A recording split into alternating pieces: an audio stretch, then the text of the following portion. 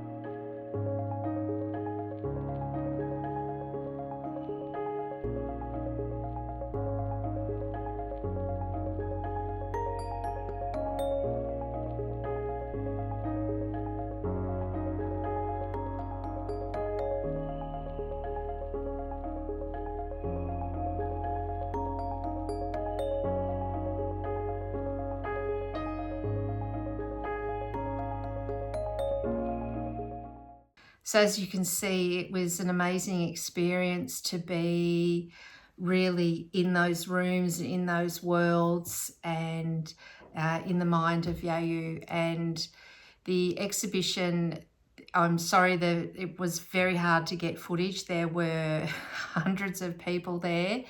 The day prior to the day I visited, there were 20,000 people had been through the door.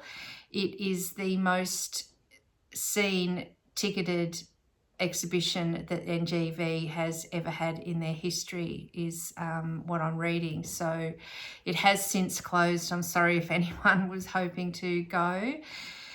if it comes to a city near you, do go and have a look.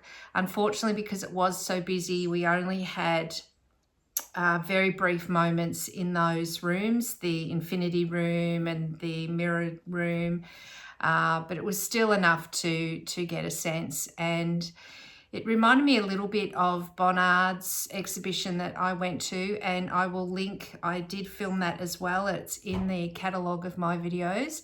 I'll link it in the description. The gallery had set a heap of walls with kind of wallpaper, so it felt like you're walking through a house. It was an amazing experience. And I guess what was different to this was that it wasn't the display space that was immersive, it was the actual artwork. And yeah, incredible to be in somebody's artwork. And so, like I explained in the vlog about Bonnard and about what you can take away from him, what we take away from Yayoi is the repetition that she has. There was nothing really amazing that she had done with the paint or the paint surface specifically, except to get the right colours and the right consistency to allow the paint to flow from the brush, to allow her to have all these patterns. And then of course the dots, she talks about the cosmos and all of the stars, and so a lot of the dots and things that then become part of her work is all about showing the infinite nature of existence and what is above our heads.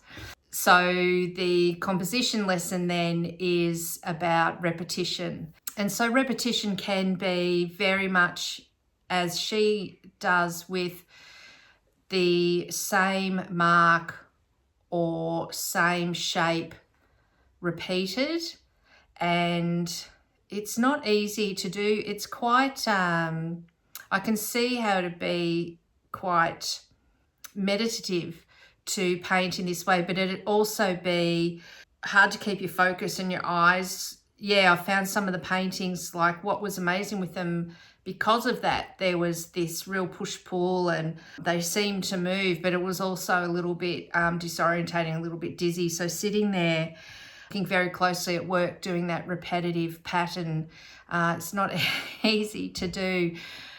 But there's other ways also to look at it. So without necessarily using that very repetitive pattern, so it's almost like woven cloth, is to think about repeating pattern or perhaps setting a rhythm in a painting. And I've got some examples of artwork here that show the different ways that pattern can be used in painting. So sometimes it's like in this Monet, it's a repeated shape that is a realistic shape, or you can go into more abstract shapes.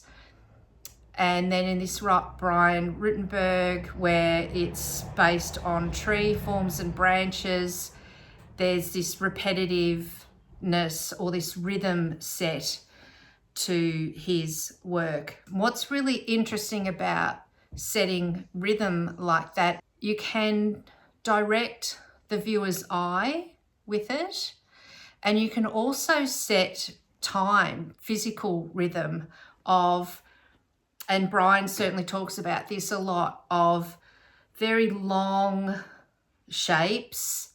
Your eye flows and takes a while to traverse that length of that line.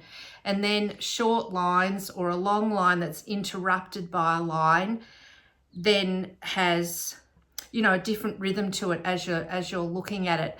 A bit like writing, where you know, reading a novel and the sentence will flow on for, you know, there'll be a very, very long sentence followed by another very long sentence. And so you just then meandering through the story. And then as perhaps there's some urgency in the story, there will be very short sentences, and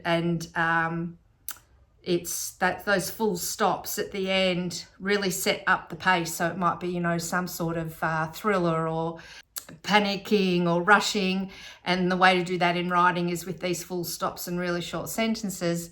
And then the way to do that in visually and with painting is to set these different rhythms in your painting. Rhythm can also be set with colour, repeating colour, and having colour be in more than one place on the canvas, which I've talked about before. And it can also be in shape form. So this image of Klimt's, the kiss, we know this very, very well. He had looked at highly patterned things, and I think things under the microscope, and a lot of mosaics he'd looked at, and then came away to start to paint the material in this form.